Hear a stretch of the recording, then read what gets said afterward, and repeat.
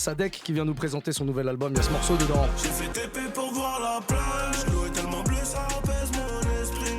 En bas, c'est trop l'incarne. Salut Sadek. Ça va frérot, tu vas bien? Bien toi? Hey, bonjour. La forme? Tu vas bien? Tranquille. Nickel. Je te présente Olivia. Olivia, enchanté. Enchanté. Merci à vous deux pour l'accueil. Grand plaisir de t'avoir. Retour avec un album en 2 parties. Exact. L'album s'appelle Ouvert tout l'été. Voilà. 2 parties, je le disais, la partie jour et la partie nuit. On va y revenir évidemment en détail pourquoi avoir fait 2 parties, etc., etc. On expliquera tout ça. Avant ça, donc on le précise, ça sort le 16 juin, ce C'est projet. ça, donc ça arrive, là, c'est dans quelques heures. Ça arrive très très fort. Avant d'en parler en détail, est-ce que tu peux nous expliquer pourquoi t'es reparti si vite sur un projet? Parce qu'on a l'album Changement de direction qui est sorti fin juin. Ouais, fin changement de janvier, propriétaire, pardon. ouais, c'est ça. Ouais, J'ai dit changement de direction. Ouais, c'est pas grave. Ça se colle, Ouais, c'est un peu synonyme. pareil, Ouais. ouais, changement de propriétaire qui est sorti fin janvier. Du coup, c'était il y a quoi, 4-5 mois. C'est ça. Pourquoi Anki? Je sais que tu avais annoncé que tu ferais 3 projets en 2023. Ouais, c'est ça. Donc c'est déjà le deuxième. Déjà pour tenir parole. Ouais, déjà. Dans un premier temps. Mais au-delà de ça, c'est vrai que j'ai eu une absence sur l'année 2022-2021 où j'étais en train de retravailler, que ce soit ma musique ou d'autres aspects de ma vie, où j'ai fait une petite remise en question sur moi-même qui m'a fait beaucoup de bien. Et donc ça a été propice à préparer du son. Et au-delà de ça, j'avais, vu que j'ai décidé d'être un peu moins présent sur les réseaux sociaux, ce genre de format, et de plus me concentrer sur ma carrière musicale, du coup... je me disais qu'il fallait 3 projets pour pallier ça. Et puis, c'est un peu une histoire que je vais raconter tout au long de l'année. Donc, il y a eu changement de propriétaire. Après un changement de propriétaire dans une boutique classique, ce qu'il faut, c'est être ouvert tout l'été. Et donc, c'est pour ça que j'ai appelé cet album comme ça. Pas mal. Non, c'est Pas bien, mal, c'est bien. on aime J'étais pas beaucoup. prêt pour celle-là. non, c'est bien. L'album Changement de propriétaire, t'en parlais, c'est un album de transition. C'est ça. Il y a un morceau qui résume très très bien cet album, c'est le morceau que t'as fait pour Colors, le morceau du même nom. Un petit extrait, pour qu'on comprenne bien, pour ceux qui l'ont J'ai pas entendu. jamais osé me le dire. Ah, j'ai cru que t'allais mettre le cri. Mais au fond de moi, je voulais fuir. Parce qu'en vrai, j'avais trop peur de laisser entrer la lueur. Mais ça y est, tout ça, c'est fini. J'ai enfin tué le démon. J'ai failli le mettre le cri. J'ai failli le mettre le cri. Pourquoi pas, il fait partie du morceau. Et je me suis dit, voilà, juste avant ça, il y a un cri, ça c'est la fin du morceau. À la fin, voilà, tu le dis, j'ai tué le démon, on le sent, t'avais envie de renouveau dans ta vie. C'est vrai qu'il y a eu, on l'a vu même nous dans les interviews que t'as pu donner, il y a des hauts et des bas. Il y a des moments où t'étais très happy et ça se sentait, des moments où t'étais très down et ça se sentait aussi. Pour le coup, t'as jamais triché avec ça? Non, bah même j'ai une interview chez Move qui est complètement lunaire en fait, Je me rappelle bien. où elle est hors contexte, mais juste avant de faire l'interview, on m'annonce un décès et Ah et ouais. donc je suis pas PPDA, moi j'arrive pas Ouais. à garder l'antenne. C'était chez Pascal Sofran. C'est Pascal Sesseux. Et Ouais. en plus, c'était tôt le matin. Ouais, Ouais, et puis non, mais même c'était fou parce qu'il m'a dit on reporte et trucs, et dans un truc un peu bête, j'aurais dû reporter parce que je pense qu'il y a un moment où voilà, on a très peu de prise de parole dans les médias et elles se fichent dans le temps, donc autant qu'elles essayent de nous résumer au maximum, et des fois quand on est pris sous un axe ou un autre, on peut penser que c'est ce qu'on est ou comme ça ou truc, et voilà, sorti du contexte, les choses paraissent ce qu'elles ne sont pas. Mais finalement, tu regrettes pas tout ça parce que ça fait partie de ton parcours. Bah, très honnêtement, au jour d'aujourd'hui, c'est-à-dire dans l'épanouissement dans lequel j'en suis dans ma vie, je regrette absolument rien de tout ce que j'ai pu faire en haut ou en bas, parce que je pense que tout simplement ça m'a construit. Même si c'est des phrases bateaux qu'on lit sur les... Non, c'est bien. Sur Là où- Facebook. là où il y a les violons qui sortent pour c'est dire vrai, des c'est banalités. Pour mon cas à moi, ça a été vraiment le cas. T'as pas fait de promo pour cet album, quasiment pas en tout cas, à part cette auto-interview. Merveilleuse vidéo. Ah, ça va, Tiens, ça t'a plu? J'ai adoré. Sur YouTube, Qu'ils le fassent tous. ouais, c'est vrai, c'est ce qu'elle Bah, nous c'est disait. vrai. Ils devraient tous faire ça. Ah, mais ils se ouais. sont pas tous schlaguisés aussi, c'est ça le problème. Non, mais tout le monde doit se remettre en question, peu importe ce qu'on fait. Et beaucoup les rappeurs qui vont faire des trucs qu'ils vont regretter ou quoi que ce soit. Et c'est bien d'être capable de le faire déjà en secret avec soi-même, mais surtout devant tout le monde, c'est encore plus important. Bon, voilà, j'ai adoré. Bah, je sais pas quoi te dire. Pour ceux qui n'ont pas vu l'interview, C'est- c'est 13 minutes et pendant 13 minutes, tu es en face de toi, du toi que tu as envie en tout cas de tuer, en quelque sorte. Tu t'en mets plein la gueule. C'est une discussion entre vous deux en fait. Ouais. Lui aussi te fait des reproches. Bien sûr. Comment tu l'as abordé cette interview? Tu as tout écrit à l'avance? En fait, ça partait j'ai essayé de matérialiser vraiment la phase par laquelle je suis passé, et qui est vraiment une phase de remise en question. Pas de doute dans le sens est-ce que je fais de la merde ou est-ce que je fais pas de la merde, mais bon, d'arrêter de se mentir à soi-même, de se regarder dans la glace et d'essayer de se dire s'il y a des choses avec lesquelles on n'est pas content, je veux dire dans ma trajectoire de vie ou quoi, plutôt que de dire que l'enfer c'est les autres, peut-être que l'enfer c'est soi-même et essayer de se corriger, vraiment dans le sens de la correction, de pas attendre qu'il y ait des conséquences pour faire une remise en question. Les gens ils vont souvent s'excuser quand ils se sont fait attraper, mais en vrai t'es pas désolé de l'avoir fait, t'es désolé d'avoir été pris, tu vois. Et avant de me faire prendre entre guillemets, il était important que je m'épingle moi-même. Tu l'as vu comme une thérapie, clairement? Après c'est des mots avec lesquels on n'est pas forcément à l'aise, mais si certains le voient comme ça ou autre, moi c'est plus une remise en question. Vraiment. Pourquoi t'es pas à l'aise avec le mot thérapie? Parce que au vu de ce que je vis et quand j'arrive à faire la balance des moments de bonheur que j'ai, je pense que mes problèmes mentaux ou psychologiques sont dérisoires au vu de ce que certains puissent vivre. Après, la tristesse, etc., c'est pas forcément mesurable en fonction des situations. C'est-à-dire qu'il y a des gens qui peuvent avoir l'impression que le monde leur est tombé dessus pour des situations qui vont nous paraître ridicules à nous, mais la tristesse est bien réelle, en tout cas dans leur ressenti. C'est ça. De toute façon, T'es déjà allé chez un psy? Non. Ou est-ce que t'en as eu envie?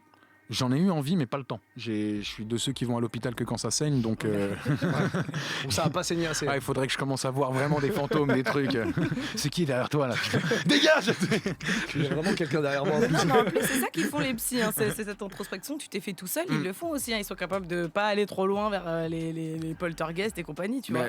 Justement, il y a un vrai truc où quand on regarde le métier de psy aux premiers abords, et on a cette caricature de bon, allez-y, discutez, ok, ça fera 120 €. Ouais. Et ce qu'on se rend pas compte, c'est que, par exemple, on m'a dit, mais qu'est-ce que tu aimerais dire à quelqu'un qui serait en état de dépression ou quoi? Et en vrai de vrai, j'aurais rien envie de lui dire, j'aurais envie de l'écouter. Parce que je pense que vider son sac, c'est déjà la première des choses. Matérialiser, sortir, exprimer le problème ou mettre des mots sur ce qu'on ressent, c'est déjà capter pas mal de choses, je pense. Du coup, c'est un peu ce que tu as fait avec cette interview. Totalement.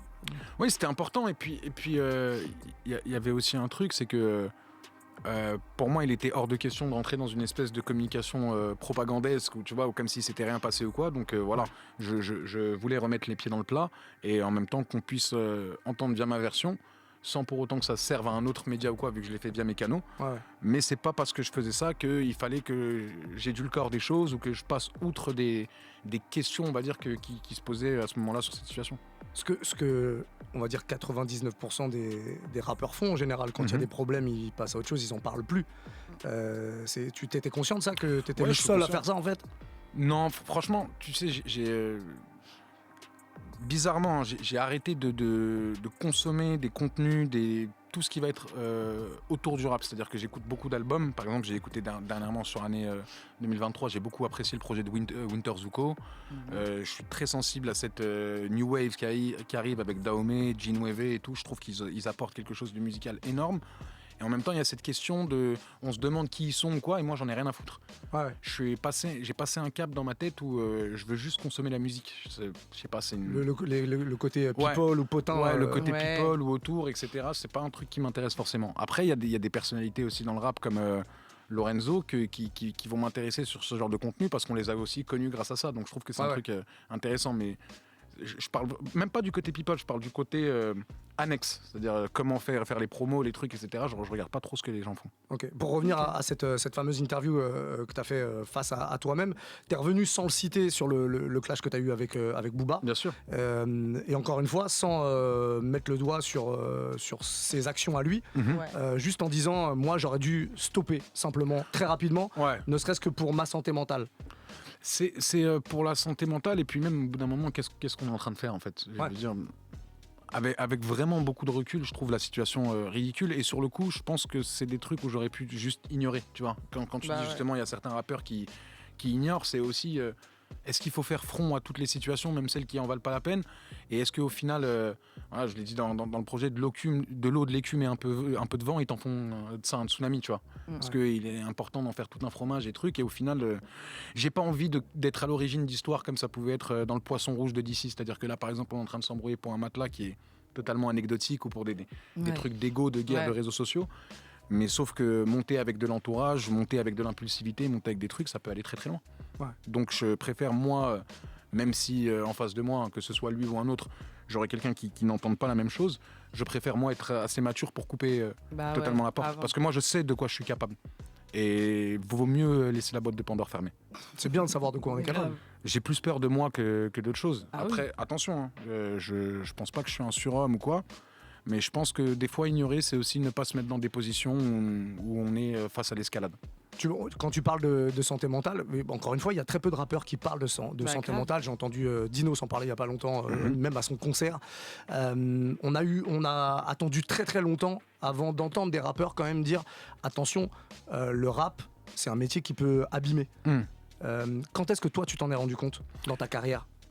Je pense que je m'en suis rendu compte assez tôt. Tu vois, en off, par exemple, tu me disais tout à l'heure qu'on se croisait dans des nuits parisiennes et tout. Et si tu veux, la dualité qu'il y a dans l'interview, celui qui est aux manettes aujourd'hui, regardait celui de l'époque en se disant on est quand même en train de foirer un truc, tu vois. Même si on a l'impression qu'on s'amuse, qu'on truc, etc. Je sentais au fond de moi que j'étais pas sur la bonne pente. Et je pense qu'on parle plus de santé mentale au jour d'aujourd'hui, tout simplement parce que c'est des sujets qui sont primordiaux, parce que la jeunesse qui nous écoute et les gens qui nous écoutent en général, je veux dire, le contexte est quand même vachement détérioré et les gens sont beaucoup plus subis à la frustration, à la tentation, aux pressions, etc., à beaucoup de questions sur leur avenir, etc. Et évidemment, il faut une santé mentale pour pouvoir affronter tout ça.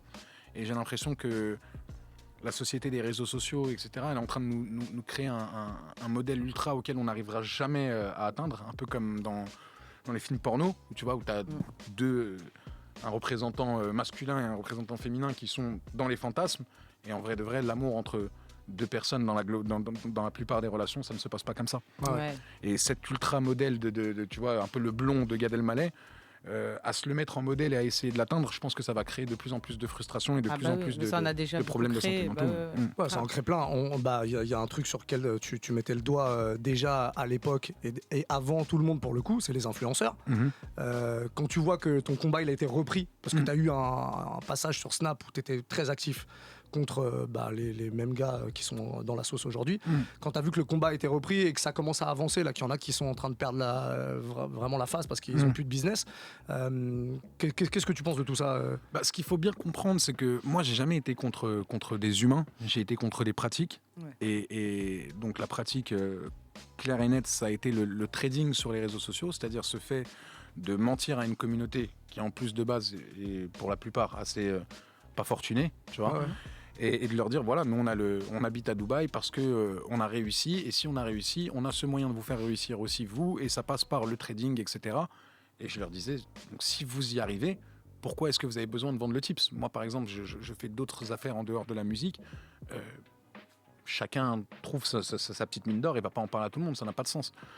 Et c'était vraiment ces pratiques qui me dérangeaient, donc c'est de l'abus de confiance. Ouais, exactement. Et j'ai du mal aussi avec de l'abus de faiblesse surtout. Parce que c'était dirigé vers des populations faibles que ça me touchait. Et quand il y a eu cette modification, donc des conditions de Snapchat, etc., je trouvais que continuer le truc, etc., c'était faire une fixette qui était malsaine et dans laquelle je me sentais pas. J'avais un combat auquel je voulais aller au bout, c'était arrêter ces pratiques. J'ai arrêté ces pratiques sur Snapchat, qui était mon terrain d'utilisation de réseaux sociaux, là où j'étais le plus actif. Une fois que c'est passé, je trouve qu'il fallait que moi aussi je sorte de ça, sinon je serais devenu fou en fait. Ouais, de toute façon, t'avais dit, t'avais plus rien à dire, tu vois ce que je veux dire, t'avais dit ce que t'avais à dire. Je pense que j'ai plus que poncé, rincé le sujet, des trucs entêtés, prouver par A plus B que ce que je dis c'est vrai. J'ai parlé des scandales sur le ton de l'humour, des porte-à-potis et des trucs, etc., qui sont des pratiques horribles, mais qui existent. Les gens restent focalisés sur Dubaï, ça existe aussi dans le triangle d'or des Champs-Élysées. On va revenir sur un dernier point que tu abordais dans cette interview, à un moment où tu parles à ton alter ego et tu lui dis t'as vu là ce que j'ai fait sur Colors, bon c'est de la qualité, c'est pas l'art de dire c'est de la qualité, c'est pas du Johnny de Janeiro. Johnny de Janeiro, pour rappel, c'est un projet vraiment axé by les funk que tu as sorti il y a quelques années, moi que je trouvais plutôt cool d'ailleurs, et je trouvais que c'était une sacrée prise de risque. Tu le savais de toute façon que c'était une prise de risque, et c'était, je pense, dans l'humeur du moment. On te voyait beaucoup au Brésil. Ça c'est alors oui, je vais te dire pourquoi elle réagit comme ça. Les origines brésiliennes. Voilà. Totalement. On y vient. Ouais, quel côté? Sao Paulo? Ah non, Rio? moi je suis plus à Rio de Janeiro. Ah, très bien. Alors je vais t'expliquer un truc. C'est ce qu'elle essaie de faire croire à tout le monde. Je peux la démasquer tout de suite. Hein. Ah, mon arrière-grand-mère, elle est brésilienne. Il y a Pour quelque moi, ça, part va, qui ça remonte aux ancêtres. Ça marche aussi. Ça Elle est marche partie aussi. 2 fois en vacances à Rio. Ok. Et du coup, depuis, elle est brésilienne. Oui, bah on est pareil, c'est ça. Voilà. On est Moi aussi, tous je un suis peu- brésilien. Et du coup, elle renie ses origines. Mais je les renie pas, j'en rajoute une. Bon, elle est Du coup, alors elle est franco-brésilo-togolaise. voilà. Pas mal. Hein. Ah, c'est bien. Elle est togosilienne. Elle est Exactement. togosilienne, voilà, exactement. Ça me va parfaitement. Toi, tu parles un peu portugais Non, moi j'ai le syndrome du gars sur place. C'est-à-dire que en Turquie, si je reste 4 jours, j'arrive à. dans l'ambiance. Ah ouais. Putain, mais Brésil, c'est dur quand même. Hein. Qu'on se Caput le de dise. Capaniec, c'est-à-dire les portes se ferment. Ah En ouais. turc, dans l'ascenseur. Voilà. Il me dire un truc en Non, non, non, portugais. Il a dit Non. Tu continues d'y aller au Brésil Au, ou au un peu Brésil, moins ça fait longtemps que j'y suis pas allé, comme je suis devenu papa en 2020. Non, mais j'ai tu, pas trouvé tu pourrais encore. y aller en famille. Non, non, non, mais ouais, mais il est encore trop petit. Ah oui, Encore trop d'accord. petit pour. Pour que ça serve à quelque chose. Bah, on sait pas de quoi l'avenir est fait et Ouais. j'aurais trop du mal à ce que demain, si notre situation elle change pour X ou Y raison, bah tiens, regarde des photos de toi à Vegas, au Brésil, un truc, mais t'as Ouais. 2 ans et demi. Bah oui, c'est ça, clairement. T'aurais peur des reproches, mais maintenant, pourquoi tu Bah, m'emmènes maintenant, tu à vas Limoges travailler à la Fnac et tu fermes ta gueule. Hein. Et donc, pour en revenir à ce projet-là, ça, c'est un projet que tu regrettes, que ou que Non. t'as pu regretter à Non, un non, moment non, non, non, pas du tout. Ce que je regrette dans ma façon de faire les choses à ce moment-là, c'est peut-être de pas assez prendre les choses au sérieux.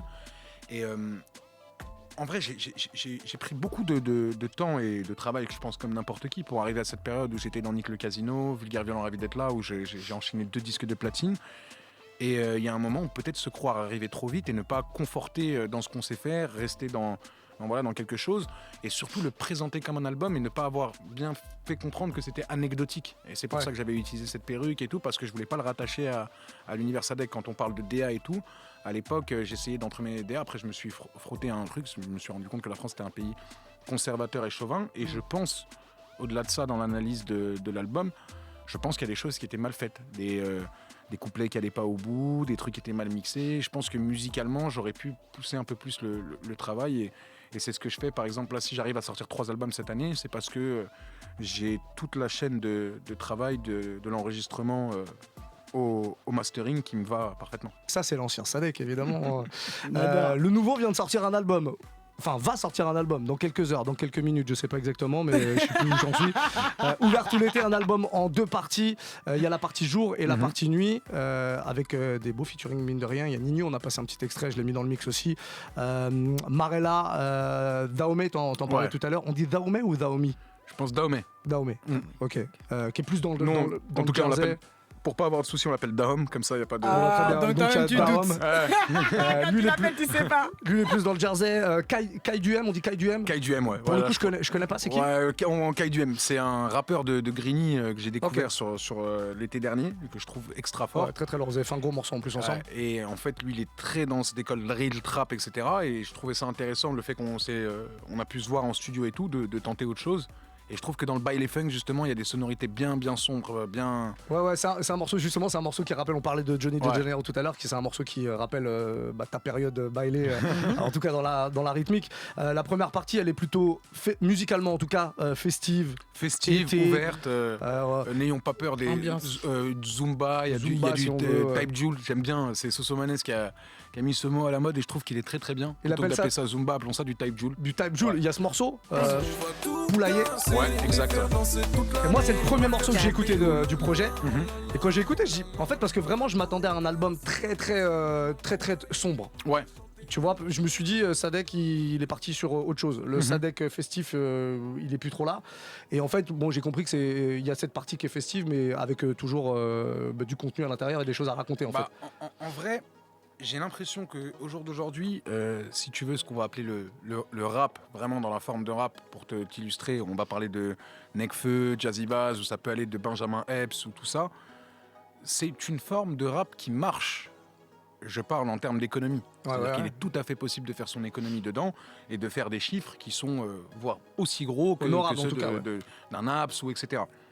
Donc partant de ce postulat, est-ce que faire ce qu'on attend de moi, donc du rap ultra sombre, est-ce que ce serait pas finalement être dans la démarche d'une forme de Zumba? Parce qu'en fait, la Zumba, ce que tu regardes, ce qu'on reproche aux artistes, j'ai l'impression, moi, de la lecture que j'en ai, c'est de faire ce que le public attend d'eux ou d'aller faire de la musique. Ouais, clairement. Hein. Tu vois. Donc en vrai de vrai, moi, j'ai toujours fait les deux. J'ai toujours eu des inspirations totalement diverses. Et j'avais envie de remettre ça aussi au cœur d'un de mes projets et de bien le séparer aussi dans un truc où il y a une partie du projet qui est comme ça, donc c'est la partie jour. Et il y a une partie aussi du projet qui est dans ce que j'aime faire aussi, qui est la partie nuit. Et tout en restant dans un truc où pour moi la musique s'écoute aussi beaucoup en saison. Donc Changement de propriétaire était sorti en janvier, ça se collait au contexte. Et là on est en plein été, j'aurais du mal à avoir de la musique très introspective et tout, etc., très construite. Ouais. J'avais envie de m'amuser et d'être plus dans des trucs de sensations. Mais est-ce que c'est pas introspectif du coup, vu qu'il y a le jour et la nuit, du coup cette partie qui s'est améliorée, qui a appris en rigueur, et en même temps cette ancienne partie du coup un peu sombre, un peu triste et un peu, qui a fait de la D avant. C'est pas lié les deux? Si, c'est totalement lié parce qu'en vrai de vrai, c'est juste dans les contextes musicaux où ça change, mais après dans l'écriture, dans la ligne directrice, j'ai toujours resté moi. J'ai jamais adapté mon écriture à quoi que ce soit. Ok.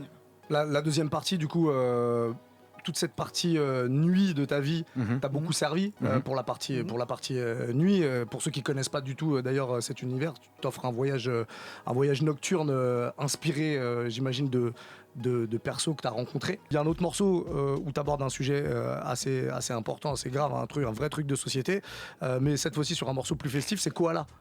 La prod est plutôt... Elle est pas sombre et pourtant tu parles de réchauffement climatique, d'écologie, tu dis que c'est moins glamour de sauver les migrants que les koalas. Tu peux développer tout ça et comment tu as eu l'idée de faire ce morceau justement? En fait, il s'est imposé à moi Déjà, je l'ai écrit comme ça, c'est-à-dire l'instru est venu et j'ai commencé à écrire. Et puis après, j'ai eu ce refrain qui s'est un peu dessiné dans ma tête. Et je me rends compte aussi dans un constat qu'on est dans une priorisation des souffrances. C'est-à-dire que j'ai toujours l'impression qu'on est beaucoup plus, même moi, ému par des situations animales que humaines. Je veux dire, ou même ce qui se passe avec l'Ukraine, c'est-à-dire les gens qui choisissent d'être indignés pour l'Ukraine et pas pour la Syrie ou pas pour truc. Et moi, j'ai du mal à rentrer dans ce genre de débat dans le sens où j'aimerais bien déjà qu'on règle nos problèmes à nous en tant qu'humains et ensuite que petit à petit on se dirige vers l'écologie, etc. Mais je pense que de toute façon les deux sont liés parce que ce qui nous pend au nez en catastrophe écologique, ça, on est dans le film de la météorite, j'ai oublié le nom. Je l'ai pas non plus, mais... Don't Look Up, je crois, c'est. J'ai grave vu. Avec Leonardo Et DiCaprio. en même temps, je trouve que je veux pas qu'à un moment on croit que l'écologie ou quoi, c'est un truc que je m'en fous ou quoi, mais je dis juste que j'ai l'impression, et surtout dans un truc au jour d'aujourd'hui, on est plus empressé de montrer qu'on s'indigne de quelque chose que de s'indigner vraiment et d'avoir des actions. C'est-à-dire que les gens ont l'impression que des fois, faire un statut pour les Ouïghours ou les trucs, etc., c'est aider. Alors oui, c'est partager l'information, mais au bout d'un moment, je pense que chacun à notre échelle, et même personnellement, discrètement et trucs, il y a assez d'organismes pour qu'on prenne des actions et qu'on aide. Même simplement dans la consommation en vrai. Mais c'est ce que tu dis dans le refrain, on regarde le monde brûler et on dit tous c'est pas moi. Ouais, c'est ça. Bah oui. C'est parce que c'est beaucoup plus facile. Et j'englobe, tu sais, au jour d'aujourd'hui, les gens de Calais qui vont voir les migrants arriver, etc., comprennent pas qu'en fait les migrants et les gens de Calais ont le même problème, c'est-à-dire tout ça n'est que conséquence des décisions des puissants pour aller dans un monde de plus en plus dirigé vers la finance et de plus en plus dirigé vers tout ce qui nous va pas en fait. Et que ce soit les catastrophes écologiques ou bien ces crises géopolitiques, elles sont liées par ces décisions-là. Ouais. Mais de toute façon, tout commencera par nous et la santé mentale des gens avant qu'on puisse justement soigner les animaux, la planète et tout. Parce que si on est bien avec nous-mêmes, on arrivera à mieux traiter ce qui nous entoure. Donc en vrai, c'est plutôt intelligent ce que tu dis. Et je sais pas si c'est intelligent, mais en tout cas, je pense qu'il y a plein de gens qui seront pas d'accord avec moi parce que j'ai des positions. Et donc quand on a des positions, forcément, il y a des gens qui vont pas être d'accord. Et je pense aussi que j'ai pas forcément toutes les connaissances pour traiter ces sujets. Mais j'ai un vrai problème aussi au jour d'aujourd'hui, c'est-à-dire que les gens ont tellement peur de ce qu'on va dire, de ce qu'ils vont dire, qu'on n'ose plus faire avancer les débats. Ou quand on est dans des débats, en fait, on n'est pas dans des débats, on est juste dans des oppositions d'idées où ça n'avance pas d'un iota. T'as l'impression que c'est Harry et Voldemort et les faisceaux ils restent. Tu vois, il n'y a pas un moment où un truc qui avance de l'un ou l'autre. Il n'y a pas de discussion, c'est vraiment. Je dis mon idée. J'avance mes arguments, t'avances les tiens et on reste chacun bloqué. Ouais, voilà, c'est tout. Pour revenir un tout petit peu en arrière dans ton changement, en tout cas de vie, il y a eu un changement physique. Il y avait déjà eu avais déjà fait un énorme régime il y a quelques années. Et là, il y a encore eu un step de passer. T'as fondu, ça, c'est impressionnant. Les gens le verront sur la vidéo. Et tu fais un morceau, par exemple, qui s'appelle Sans toi, qui parle du bédo, de fumer. Donc tu le tournes comme une histoire d'amour en fait. On comprend vite que c'est pas toxique. Une histoire toxique. Bah oui, parce que souvent dans les histoires d'amour il y a la toxicité. On comprend vite en fait que tu parles effectivement des joints, etc. T'as totalement arrêté de fumer. Ouais, totalement. Et ça fait partie d'un mood global. Du changement de propriétaire. Ça fait partie du changement de propriétaire et surtout, je pense que mes belles années, etc. Je pense que faut que jeunesse se fasse. Dans mon cas, jeunesse c'est fait. Et là, je suis en train de devenir un homme, un père de famille. Et c'est pas les projections que j'ai envie. Mais en même temps, je sais qu'avec mon fils, je serai pas dans une sévérité ou dans le laisser dans le non-dit, où je veux pas le protéger à l'extrême, parce que je pense que plus on protège, plus on attire en fait. Bien sûr. Et voilà, que jeunesse se fasse. Je pense vraiment que jeunesse se fasse et jeunesse se faite. Et du coup, il y a ça, il y a eu un gros changement aussi sur la nourriture, j'imagine, sur ce que tu manges, sur ce que tu fais, la manière de dépenser physiquement, tout ça. Il y a eu un changement surtout parce qu'on mange ce qu'on est. Et je pense qu'au bout d'un moment, je le vois, moi j'ai été dans toutes les junk food possibles et imaginables. Tu vois, même ma vie c'est celle de fast food cuisine, mais pour de vrai. Sauf que je filme pas. Dans tous les pays du monde, je teste tous les fast food, toutes les conneries possibles et imaginables. Et du matin au soir, et à un moment, ça y est, c'est bon. Et en fait, ce qui s'est passé, c'est que il y a 10 ou 11 ans, j'avais fait une sleeve, tu vois, avant cette période la parisienne et tout. Et explique ce que c'est pour ceux qui connaissent pas. Une sleeve, c'est une opération, c'est une réduction de l'estomac quand l'estomac arrivait dans des trucs trop problématiques. Moi, j'étais en double obésité morbide et j'ai vécu comme ça de mes 10 à 22 ans à peu près. Donc j'ai vécu vraiment l'obésité, mais extrême. Il y a même des photos de moi à l'époque qui sont méconnaissables. Et donc quand j'ai fait cette sleeve, j'ai perdu 98 kilos. Putain. Mais surtout d'un mec qui est dans le corps d'un double obèse morbide, je passe dans le corps de quelqu'un d'à peu près normal, une corpulence normale, et avec une notoriété. Parce qu'à l'époque, je commençais à être connu et tout. Donc j'ai enchaîné les soirées, les nuits parisiennes, les trucs. Et très vite, la sleeve, elle s'est réouverte avec l'alcool, parce qu'il faut savoir que l'alcool creuse. Et l'année dernière, en fait, j'ai eu un souci de santé en Espagne. J'ai eu comme une espèce de trou dans l'estomac qui faisait que la nourriture passait directement dans le reste des organes. Ah ouais. Je me suis retrouvé hospitalisé en Espagne et tout. Merci. Et ça, c'est à cause de l'alcool ?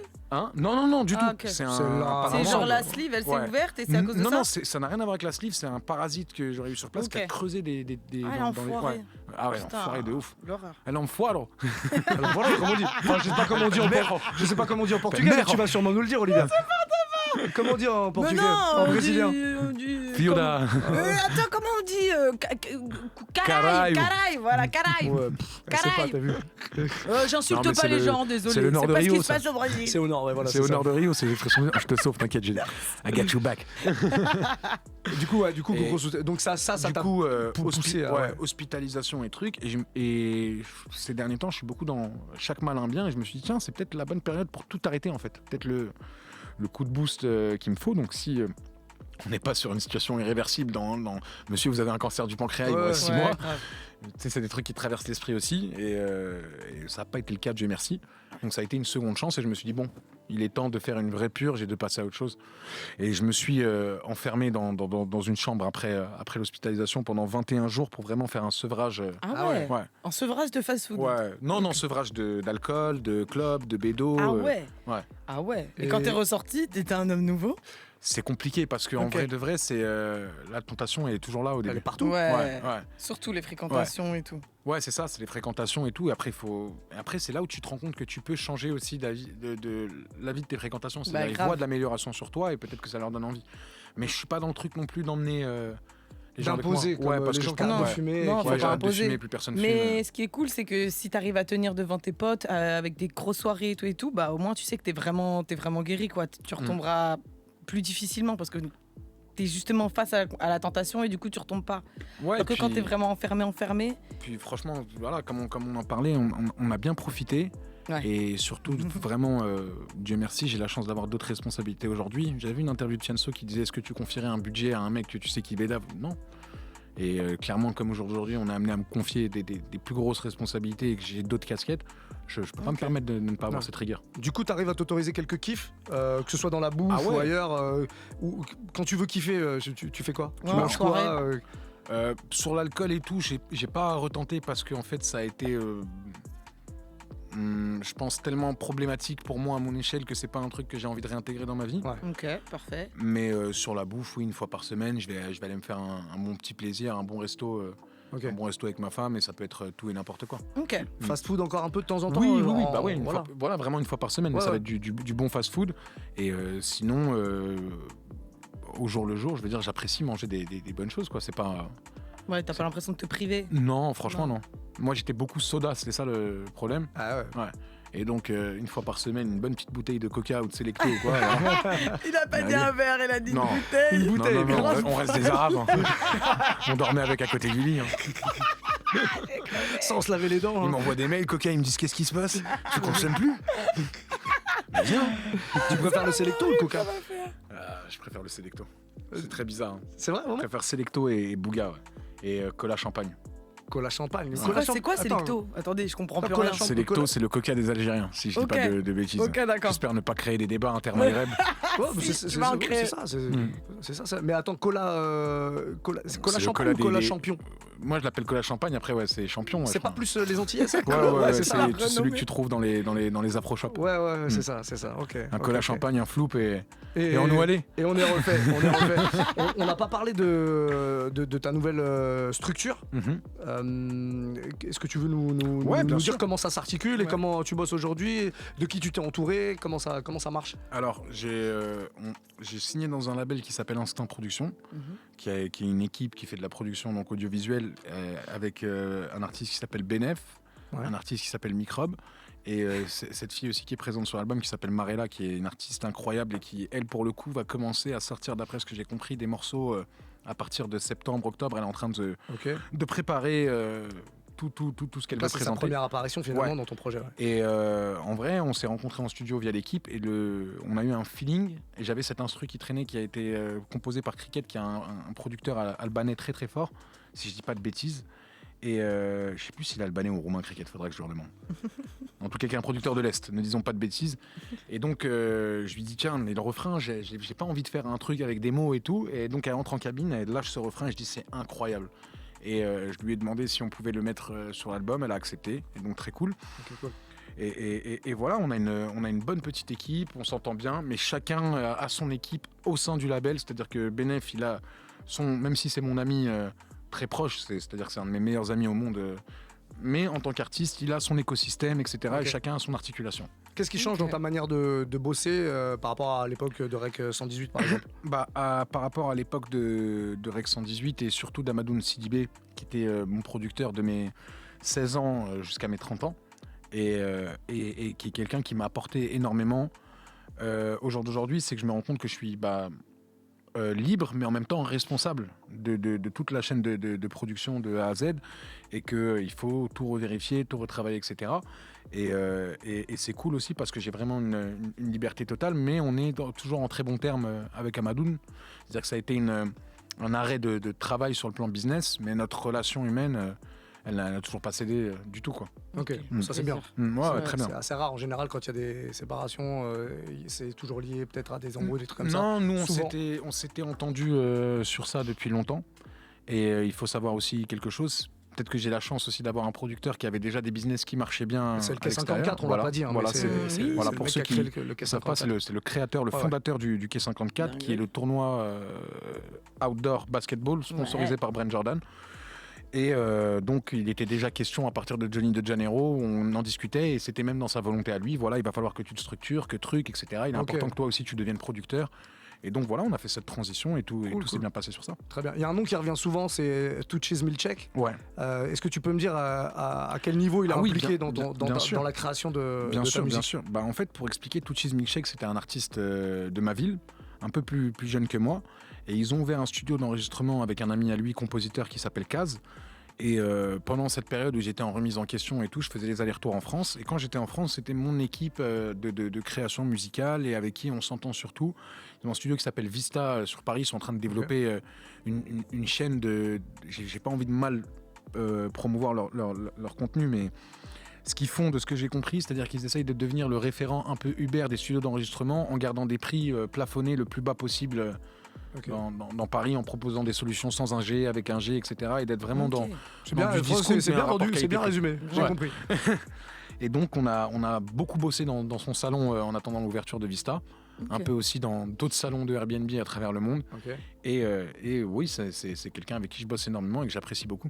Ok. Donc, c'est pour ça que je voulais préciser le truc, parce que c'est vrai que quand par exemple on a reçu le lien de l'album en pré-écoute avant qu'il sorte pour pouvoir préparer l'émission, c'est sur son compte SoundCloud par exemple que c'est hébergé. Donc je me disais, c'est quelqu'un qui a quand même une importance dans l'équipe. Ouais, il est très, très important. C'est clairement... c'est les deux ingés qui ont enregistré tout l'album et l'équipe avec qui je travaille. Je travaille toujours aussi avec Abyss, avec tous les gens avec qui j'ai travaillé jusqu'à maintenant. J'ai toujours gardé des liens cool. Ok, cool. Pour terminer cet entretien, Sadek, j'aimerais bien savoir, c'est une question qu'on pose à tous nos invités. Quand tu fais pas de musique, du coup, pas de cinéma, parce que là, ça fait un moment que tu n'as pas fait. D'ailleurs, oui, je t'avais pas demandé, il y a des trucs cinéma qui vont arriver je suis en train d'écrire des films et tout. Et c'est en train de. Ambiance. J'en ai écrit 3 pour l'instant et chacun a pris une maison de production, etc. Donc je suis très content sur ça. Ok, cool.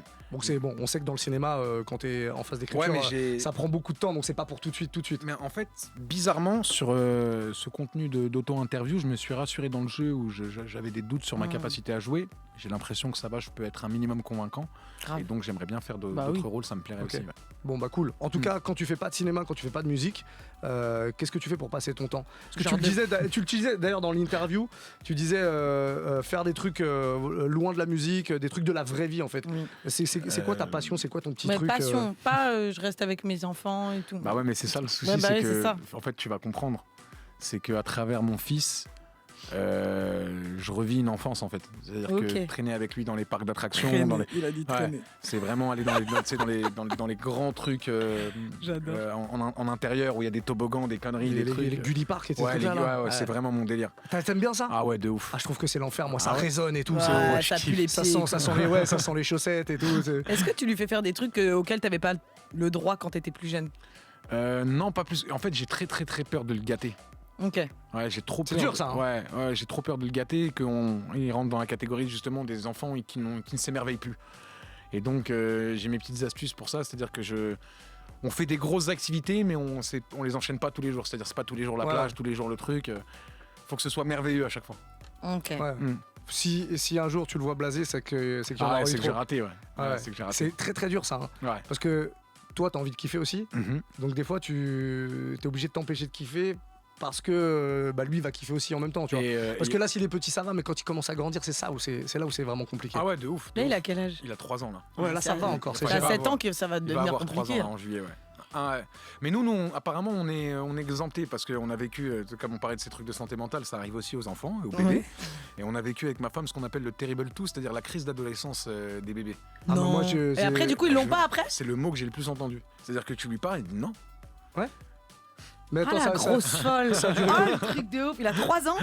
Non. Ça a duré combien de temps? Ça a duré 8 mois. D'accord. Parce que moi, ça fait 1 an là à peu près. Moi, ça fait à peu près 1 an qu'on est dans le Terrible Two là. Ah ouais. Moi, chez moi, ouais, c'est ça. Ah ouais. Il a 46 ans là, il était il veut pas quitter la maison. Mais du coup, alors question, tu vis le Terrible Two, est-ce qu'il va vivre sa fichue truc d'adolescence pour de vrai? Non, apparemment ils sont calmes, mais je pense que c'est des trucs qu'ils nous disent pour nous rassurer. Mais j'espère, parce que c'est pire quand ils sont plus vieux. Tu sais, c'est quand ils commencent à faire. Moi, je vois mes cousines, quand je les fais plus rire et qu'elles sont là, t'es ringarde. Je suis là, j'ai 25 ans, t'es une malade, toi ou quoi? Je me sens que vieille. Bref, à ce moment-là, t'as tout perdu. S'il avait 13 ans aujourd'hui, je dirais, t'as les crampés. Tout de suite, je le rends dingue. Je suis plus connecté que toi. T'as vu la dernière vidéo de Squeezie? Elle vient de sortir, ça vient de pop. Tiens, regarde, c'est un banger.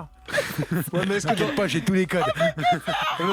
il va falloir rester dedans parce que c'est dans 10 ans, là, pour le coup. Frère, ça boum les Jones. Alors, il Non, ça, tu peux plus le ça dire. boum. Ça, c'est fini, ça. Ça boum. Ça gaz ou Il y a plusieurs heures. Ça boum. Il y a les C'est le Jones. meilleur truc. Ah, les Jones, Non, non. ah, les gens qui disent les Jones en général. Je Quelqu'un vient l'entends dire tous que les moi, jours. j'adore ta Quel musique. enfer. Mais toi, Sadek, il y en a des gens dans ton entourage qui disent toi, Sadek, c'est de la musique de Jones que tu fais. Voilà. Voilà, tu vois. Bon, c'est ça. Ouais, on m'a même dit putain Loulou, t'en as gros sur la patate quoi. Ah, Ouais, bah, ça, j'ai j'aime fait bien, écouter, ça. fait écouter Jean de Pro. Ah, non. on a des anciens animateurs de colo, de trucs. Putain Loulou, ah ouais, hein, t'en as lourd sur le champignon Loulou. Ah bah alors mon loupio. Non mais quelle horreur. Ah ouais, j'ai capté. Bon, c'est que le délire. message est passé en tout cas. Et un autre truc qui est incroyable, je me suis découvert une nouvelle passion pour l'univers hippique, le sport équestre, Ah etc. ouais. Ah ouais. Ouais. Des bars. Faut savoir que ma femme fait du saut d'obstacle, fait des compétitions à l'international, elle a toujours fait Ah ça. ouais, incroyable. Ouais, depuis que je l'ai connue, j'ai des photos d'elle à 3 ans avec des chevaux, pas Ah des ouais, poneys. ouais, hein. Ouais, ok. ouais, oui, oui. Et donc elle s'épanouit dans l'équitation et c'est super marrant parce que dans son monde à elle, donc comme elle s'appelle Inès, je suis le mari d'Inès. Et ça s'arrête là. C'est génial. Ouais. Je mène un peu une double vie. Tu vois. Ah, c'est incroyable ça. Sur Et les ça- centres équestres. Ah Ouais, putain, même en plus ses c'est amis, vraiment des mondes qui sont totalement différents. Ouais, de ouf, même Samy. Et toi, tu fais quoi dans la vie? Bah, je m'occupe d'Imran. Père au foyer, on Ah, adore. c'est génial. Le côté, non mais le côté comédie là te sert dans ces Ouais, moments-là. ouais, il me Mais sert de bien. ouf. Ouais. Non, Moi, mais je traîne c'est- pas avec une pancarte Sadek le rappeur et mon nombre de streams dans le dos. Et du coup, ça te donne envie d'intégrer un peu le truc. Je sais que dans le milieu, on dit acheter une pâte. Ah mon dieu. Pas mal. C'est ce que c'est acheter une Pas mal. pâte. Ouais, bien sûr. Ouais. Explique aux gens ce que c'est acheter une pâte. Acheter une pâte, il me semble, acheter un cheval pour pouvoir le. Ouais, c'est acheter une partie d'un cheval. Parce que tu Ah. peux acheter un cheval, par exemple, de course, Parce mais que- à plusieurs. Non, Et- elle est pas dans la course, elle est dans Elle le est- saut elle est d'obstacle. jockey. Ah ouais, Saut d'accord. d'obstacle. Ah, moi, mais ce elle est que pas j'avais- choquée. Si elle est non, choquée. non, bah si, c'est jockey, mais, Ouais, mais c'est pas de la c'est course. pas de la course. Ouais. Ok, d'accord. Et en fait, moi, je pensais qu'acheter une pâte, parce que j'ai déjà entendu cette expression, c'était acheter un cheval pour l'éduquer, parce qu'en fait, les chevaux, de ce qu'elle m'explique, elle, entre 4 et 6 ans, c'est les bons âges pour les acheter. Et ensuite, tu peux tu les mises élever un peu à l'avance. et faire ouais. monter le. J'ai oublié comment on dit ça, mais faire une plus-value sur l'éducation. du cheval. Alors, je suis pas spécialiste, mais il me semble, parce que j'avais un pote qui était beaucoup dans le PMU, tout ça, Par et il voulait contre, s'acheter une les pâte. gars, écoutez-moi bien, pour tous ceux qui pensent qu'ils ont flairé un nouveau filon, c'est pas le tacos, on n'est pas dans le fried chicken.